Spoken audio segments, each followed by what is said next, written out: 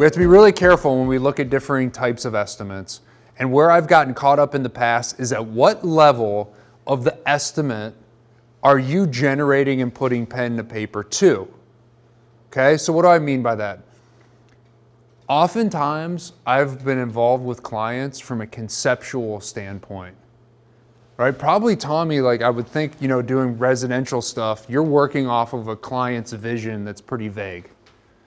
They might not know what they want. They might not have drawings done, right? It's you're basing your number off of ideas. Right. It's prepared while your project's still in a concept, right? So what does that mean when we talk about our ranges of accuracy? Naturally, our range of accuracy is going to be much broader from a conceptual standpoint. It has to be. The more unknowns there are, the more options to change there are, you got to increase your number. And you need to then think, if I'm going to put an estimate together at that stage, you really have to protect yourself with language and with an increased cost to protect from that. So your contingency has to be higher. Everything has to be higher because ultimately, from a construction management standpoint, from a commercial standpoint, I would only use that type of estimate to determine if the project's feasible or not. Are we in the same ballpark? Right? So I'm not putting I'm not signing a contract based off a conceptual estimate unless I have so much cost in there that I feel that I'm covered or protected barring any changes. But my God, you can get $150 square foot countertops and you can get $50 square foot. The range is huge. The bigger the range, the bigger your range has to be. Then there's preliminary estimates. You have a partially complete set of drawings or a partial model, maybe 50% sets. Maybe you're missing some MEPs, mechanical, electrical, and plumbing. You can narrow down a little bit, but you still can't narrow in totality. And that's why it should be our responsibility, guys, from an estimating standpoint, to get as much information as you possibly can to have finalized drawings and all your information flushed out. The more you invest early on in the stage and push your interior designers, push your architects, push your client to make finalized decisions, it is only going to make your range tighter and smaller. The more transparent and upfront you are and just say, this is my process, it's all right here. If you choose this material, here's the cost. You have to have a process in place that even if your client feels uncomfortable with speaking about those things, you have to convince them this is just going to mitigate issues between us. That's all it's going to do. The more we flush out early often and the more transparent we are mitigating conflict down the road, right? So it might be painful, it might suck, it might take pre-construction meetings and review of documents, and it might suck time away from you guys. But the more we flush out, the more mitigation of issues that we're gonna have down in the field. So I like to hone in on this because you got to know at what stage your estimate is. You have to know where you fit in and where that client fits in. It's super important. Also, I think we talk a lot about process in this class. You guys, again, have to have a process in place, and this is the one that I utilize from a commercial standpoint. Again, you have it in your documents. You'll have this digitally as well, and you can change it up however you want. But these are the 4 stages I utilize to really identify. Again, the first thing I'm doing, I'm not even opening a print. I'm not doing anything except identifying the scope of work. In conjunction with that, I love Google Earth. I know it sounds funny. People laugh at me. Dude, of course. But the first thing I do is Google Earth the job. Where's it located? How am I getting access? Is it close to a roadway? What's going on around here? Where am I going to park? What does the building look like? You can gather information from so many different sources that has an impact on your bid and an impact on the way that you approach this thing, right? So 1, I identify the scope of work. The second thing I recommend that you guys do is schedule out your bid. Put a schedule to your bid. It could be simple, it could be a handwritten schedule, it's just going to be there to help you stay on track. I want drywall done by Monday. I want my polyurethane sheet order done by Tuesday. Whatever the hell it may be, it's going to have you forcefully think out the process that you are going to utilize to approach that bid. And what I've found, it actually helps me become a better estimator, because you actually have to plan yourself through the bid, and it'll help you think of things. Everything that I do in here, maybe some of it's a little bit redundant, helps me then also go back and think, did I miss this? Did I include this? Did I think about that? Redundancy and thinking about the process of your bid will help bring and flush out things that you might have potentially missed in evaluating that scope of work. So I'm constantly going back to the scope of work. Next, I assign tasks. It depends how your organizations do it. I, from a commercial construction standpoint, was never solely responsible for one bid, just because the projects were so high in value. You know, a $42 million building, I might be doing 6 or 7 of the bid packages. All right, Ralph might be doing 2 or 3. We actually divide up that work. So depending on how your guys' organizations do it, you then have to assign tasks. That next level I call pre-bid day activities. That's where I'm ordering bonds. I'm requesting subcontractor quotes. I start now really combining, I'm doing my quantity takeoff. Now I start looking at the prints. Now I start determining who's going to run the project, how many people I need, how are we actually going to determine that cost of construction. That doesn't happen until I've really established a firm foothold in understanding what the project is. After the first or second day, guys, I can tell you who the client is, what the goal of the project is, what our responsibilities are. If you can't answer me those questions without looking, something's wrong, right? You should be able to answer those questions after 1 or 2 days. Yep, we're working for the Cleveland Clinic. It's a Cole Eye Center. It's a cancer center. They're going to be working on people's eyes. It has about 47 offices. These are the main uses of the building. This is the goals of the client, because that is going to drive everything else you do in your estimate, right? So like I start there, and hopefully that helps you. It'll help you get a lot more comfort. And then I go into the nitty-gritty details. But don't flip that, in my opinion. Don't start with the nitty-gritty details in the drawing. Know the project overview and specifics, right? So you can see in that quantity takeoff area, that's when we're really combining, and I like to break it out in those 3 different areas. What is the material that I need? What is the labor? And a part of that labor is going to be the process. You have to know the process. Mark has to know that the first thing we have to do is build containment. After we build containment, we build this. Then we start here. Understanding the process for what you're bidding on is super, super important. And again, that all comes off of up here. This is going to determine the process. So I've got to start here, right? Then we can throw in any equipment pricing. That obviously has a big impact depending, and that's a part of the methodology, right? What method are we going to use? What type of equipment? Do we need scaffolding? Do we need JLGs? Right? Oh, it's a Turner construction job and the crazy bastards are doing ladders last. I'll know that off of here, right? So all of this has an impact here. I know I'll order a bond here. I'll only know this stuff unless I've really, really started here. So, and you know, ordering bonds, it could even be, you know, permits or anything of those soft costs that are required here. I like to kind of put there. Right? Subcontractor selection. And understanding this, guys, from a subcontractor standpoint, this is the thought process from a GC or CM. So knowing where you fit into play, if you guys are representing a subcontractor, is also important. This is a flow that we use from the construction management standpoint. So if you understand what we're coming at, it probably makes sense for you all to start here too. Because if I know the scope of work, when I go give my bid to that general contractor or construction manager, they're going to say, ooh, wow. The little things that I look at and I just say, you want me to trust you with $1 million contract, $100,000, and you haven't even know what the project is? You don't know what the goal of the project is, right? If you guys can just, from a sub standpoint, identify this, it takes so little work to just do a little bit of research, and it's like, wow. Know your client. Know, and if you're construction manager, and I've been trained this from the Turners of the world, guys, they know their client. And if they're sub, they get that same sense, wow, they've done their homework. That can mean the difference between you getting the job or not. It's the little things.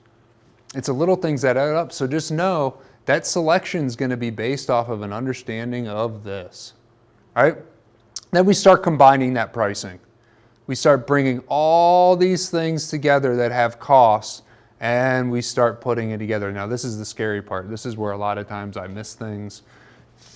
Issues arise. It's combining that pricing and making it pretty and determining everything that needs to go in it to get there. And then there's obviously a review period, right? Got to review it for errors, got to evaluate your overhead. Do we have enough overhead costs? Do we have the soft costs correct? Do our subcontractors have their information correct? And then it's obviously submitting the bid. Click. And everyone's always nervous, and everyone's always a little uneasy, and you put so much effort and so much time and all this stuff into it, right? But all that time invested here is going to really determine that outcome. Now, here's where I'm a little bit different. Here's where I go to the next level. And here's where I think you guys should too. A lot of times we don't spend the time to go back and review it, whether you win or lose it. So even if you don't win the project, record the project data that was won. So you have their numbers too. And it might be as in depth, you might not have all the information you need, but you can understand, hey, we didn't get it and it was this cost and it equated this price per square foot. Collect the data, collect the data, collect the data. All right? I think this is an important thing, right? So again, identifying the scope, preparing a schedule for that process, assigning tasks, whether it's subcontractors, whether it's yourself. Our bid day activities, again, we're selecting those subs, right? We're combining the pricing. And I think a lot of the subcontractor selection, guys, I'm telling you right now, when you're bidding with a big general contractor or construction manager, I think they're much more adverse to going after the low bidder. I really holistically believe, like when we were at Turner Construction and DCK and we're evaluating bids, I could see the client taking the lowest bidder, right? But from a contracting standpoint, I think they're much more sensitive to taking the lower bidder. We usually flush a lot of that out in pre-construction meetings. And I would implore you guys all to invest heavily in pre-construction meetings and bid review with your main subcontractors. And ask for those meetings if you're not getting them from a subcontracting standpoint, right? Because we take the time, especially in the very critical path activities, we take the time to really sit down and have those pre-con meetings and flush out all of those question marks as much as we can in a face-to-face meeting, in a job site walk. The client oftentimes doesn't have that ability or wherewithal to do that, right? Hold those pre-con meetings. You can't hold them for everybody, but hold them for those really important subs. Hey, I want to sit down with you and go through your bid line item by line item to make sure that we have this covered. And we document the outcome of that pre-construction meeting. And that's oftentimes a supplemental attachment to contracts. There's questions we've gotten from other subs that we make sure that if we answer, we share with everybody. That can flush out a lot of issues. But now we have to listen, time's our most valuable thing. It's very, very important. And how you spend it as an estimator is going to really, really be impactful and determine the outcome of your estimate. So I'm very particular, like, I'm not just going to have a meeting to have a meeting. We need to be able to have an agenda. We need to hit things on line items that are actually going to have impact on our project. And I'm really selective in the subcontractors that I decide to spend my time with so I can review these and make sure that they're correct and we have everything. So be strategic. Cleveland Construction invested in Procore, okay, which is the cloud-based software, from their top to the bottom. So what that means is, in the whole supply chain, in their Procore system, if you're a tax accountant, if you're their tax preparer, all you need is in Procore. If you're the site safety manager, everything you need is in Procore. Safety pictures, safety training. If you're an estimator, everything you need is in Procore. They've centralized all of their documentation in one singular sole software source. I know a lot of you guys probably work in different softwares, right? You got to open up this, and you got to do your time cards in this. You got to do your estimates in this.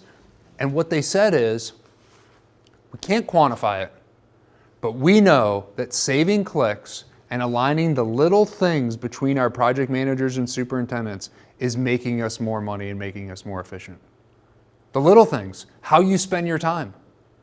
If it's all in one centralized database, We know we're more efficient and we're going to save money and be more productive. Hard to quantify, impossible to quantify, in fact, but they know investing in that will provide dividends.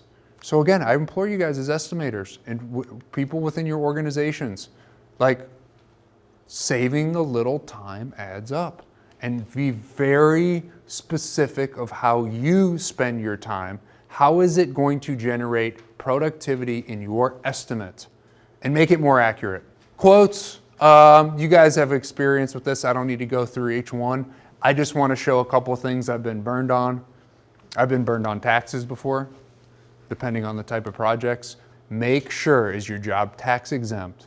What's the tax impact? What's the freight impact? Are all costs really reflected within this subcontractor or material supplying quote? But I would recommend that at the beginning of your job, when you're communicating with your client and your bid, that you know the tax status. Like that, oftentimes it's on you. A lot of times your insurers and the people there are going to say, well, Tommy, why didn't you know this? I mean, do you have enough jobs? Again, ours was a unique case. I'm just saying, check that box off. There's a lot of clients we work for that are tax exempt. That you got to make sure that that's included and you're reflecting in that, and that could have a big cost impact. The other thing that I've also learned with material suppliers is negotiating those costs.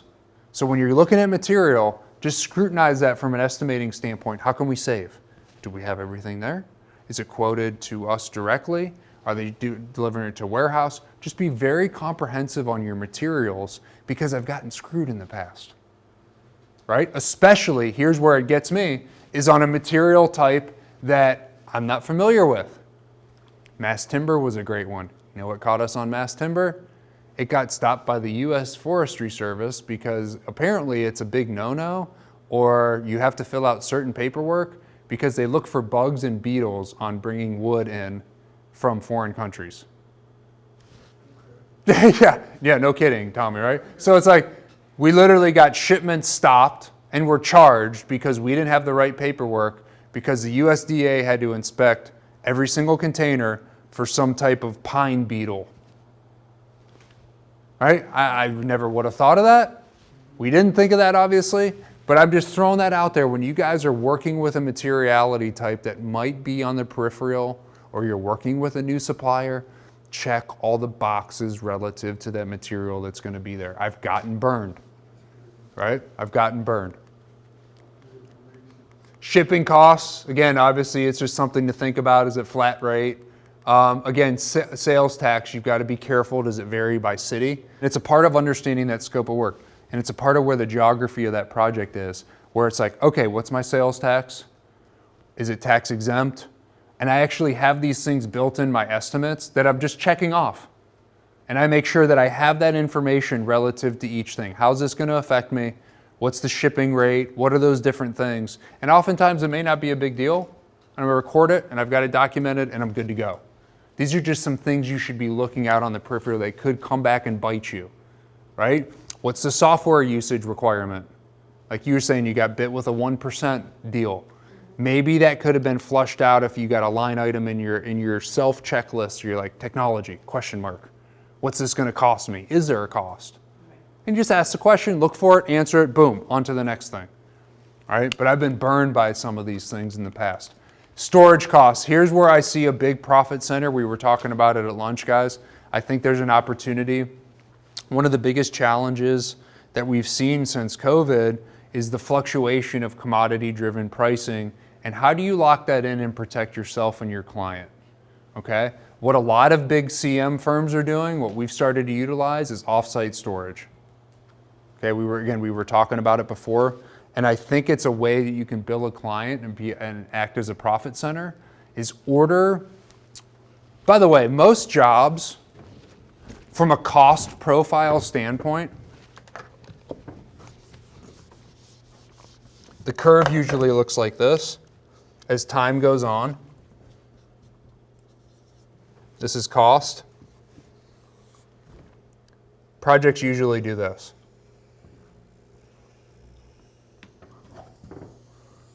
Okay, so this is when we're just starting out, mobilizing. right? We're getting mobilized here. We're just getting started. Excavations happening. And then what happens? Oh, concrete. Then we have steel. Then we have all of our MEP trades. And here's where cost is real high, right? Because we have everything hitting at one time, right? That's a typical cost profile. And then what does it do? It pairs off as we start to finish out. So cost usually hits us really in the middle. I think the best way, in order to mitigate a lot of these risks associated with increase of manpower or increase of materiality costs and the fluctuation, is what we're going to do is see a lot of this material cost shifted earlier up front. So it won't be as high as this, but I think we're going to start here. I think it would be smart, and then what's going to happen is actually going to be a little bit flatter. Right? Because this area of when we're ordering a lot of our materials, because we could get them really fast. Lead times are a lot shorter back in the day. Now they're longer. My wife's an interior designer. My God, to get stainless steel appliances for some brands, it's like 8 months. I'm thinking you guys could build in profit centers by convincing clients, let's order this and pay me to store this. You can bill for that. And what it does, remember I told you guys before, the number one thing that we're yearning for in projects is predictability. If I can guarantee you that you're going to get your Viking stove that you want for your house, but you're going to have to just pay $200 more a month, and I've already built it into the estimate, by the way, but I can guarantee your Viking stove's going to be here when you want it at the price you ordered it, I can provide that service for you. They want that predictability, and you guys can market yourselves off of that. If you came to me as a subcontractor and you could guarantee that, oh my God. Play to the data that I'm sharing with you guys and what you're feeling. If you know predictability is what turns on project managers, play to that. And I'm going to offer that in my bid, or to my client, I'm going to offer what you're yearning. I can guarantee manpower. I can guarantee pricing. I can guarantee X, Y, or Z. So put your guys self in a position in your organization to do that. And a lot of times we put escalations in our bids as kind of a placeholder, but we can eliminate that, right? Or we can eliminate that range if we know that we're allocating those costs for those materials and we're able to actually predict that cost. Because a lot of times that insurance or that escalation is a guesstimate. We don't know how high it's going to be. We don't know where the next war is going to be. So insurance, the only thing I want to want you to think about here is if you do go that route, think about those additional costs that you're potentially going to incur with insuring that materiality, with providing security. In a lot of different places I've had to provide security. So try to think of all the peripheral costs, that transportation costs back and forth to that warehouse or wherever it may be. And like we talked about before, these post-bid day activities, reviewing that bid. You can make a lot of money as well in project buyout.